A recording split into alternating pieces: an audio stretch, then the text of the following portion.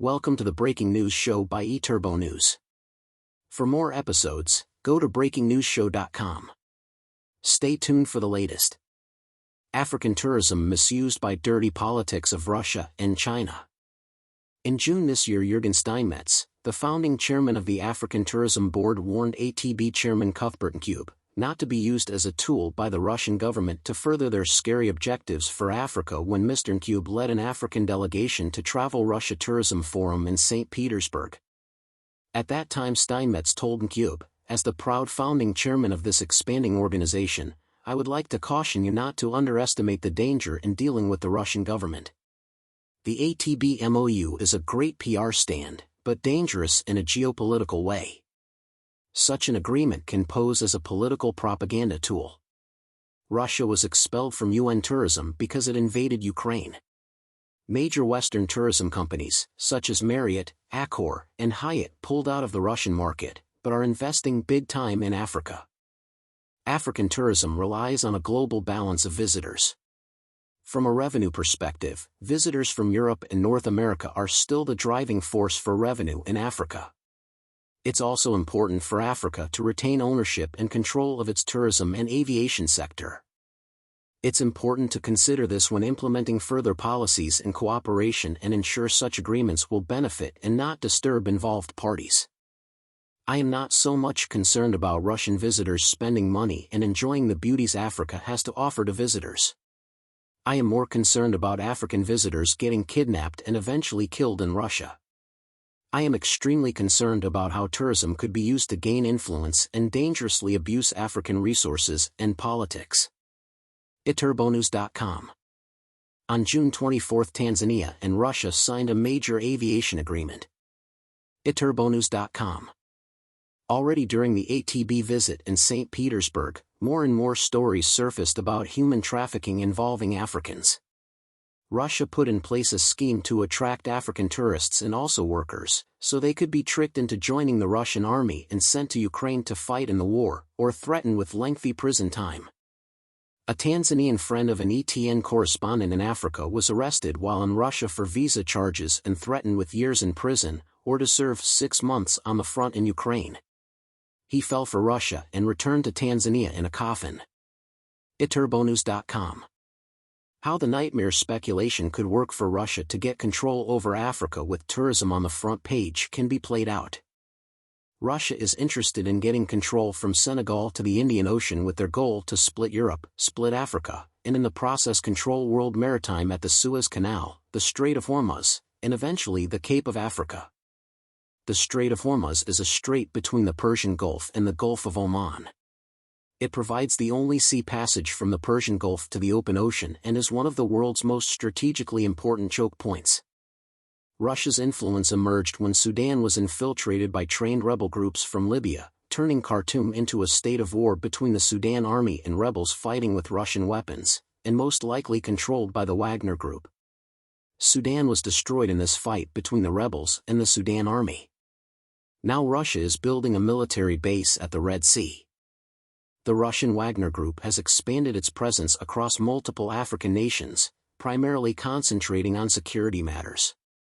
Their activities often revolve around delivering security services and paramilitary aid, alongside conducting disinformation campaigns on behalf of embattled governments in return for access to resources and diplomatic backing. Wagner's operations are particularly prominent in the Central African Republic, CAR, Libya, Mali, Sudan, and more recently Niger, all of which share a complex relationship with Western nations due to historical colonial ties and underlying political divergences. During the Niger coup last year, there were a greater number of Russian flags observed compared to the flags of Niger. Niger is known for being the 7th largest global uranium producer and possessing the highest quality ores in Africa. It contributes 4.7% of the world's natural uranium production. According to Euratom, in 2022, Niger supplied over 25% of the uranium utilized within the European Union, making it the second largest provider after Kazakhstan. France relies on Niger for up to 15% of its uranium requirements.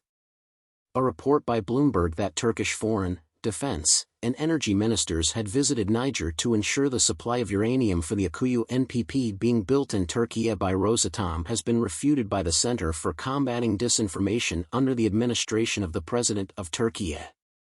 Bloomberg said Russia was planning to acquire Niger's uranium assets. The center described the allegations as untenable. The Tuareg, a subgroup of the Berber culture, are nomadic people who traditionally inhabit various parts of the Sahara in Mali, Niger, Algeria, and Libya. They are commonly referred to as blue men due to their practice of wearing a blue turban upon reaching the age of 25. In Niger, the Tuareg are primarily located in the Agadez region, occupying the northern half of the country. Agadez, renowned as the entrance to the desert, now serves as a stopover for numerous migrants aiming to reach Libya and ultimately cross the Mediterranean en route to Italy.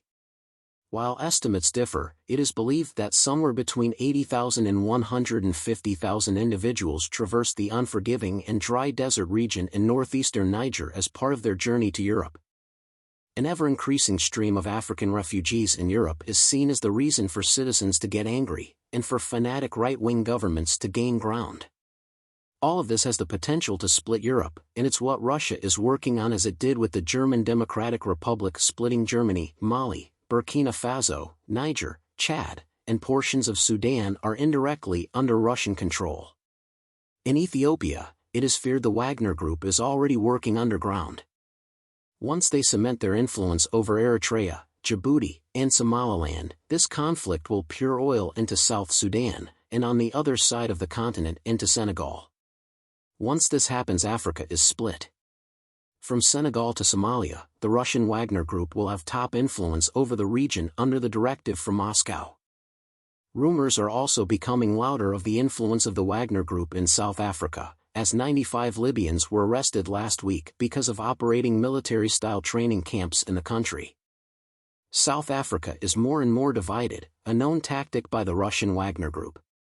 Western strategists are desperately trying to get the situation in South Africa stabilized, so groups such as Houthis, proxies from Iran, and Russian influence will not destroy the Cape and make it a base to control or stop container ships sailing around the Cape of South Africa. If the situation in the Middle East escalates, the closure of the Strait of Hormuz could very fast become likely, and most likely Russian strategists already have it figured out. Without the Suez Canal, Egypt would be bankrupt, the Strait of Hormuz closed, and a Russia-controlled South Africa Cape Maritime would be in Russian hands, along with a good portion of the world commerce and economy. Russians have time for such planning. There are no presidential elections that could generate new leaders. The same counts for China. The influence of China in Africa has been prominent for many years. China makes countries dependent on providing loans a country could never pay back. They do this in Africa and also in the Pacific very successfully with their Belt and Road policy.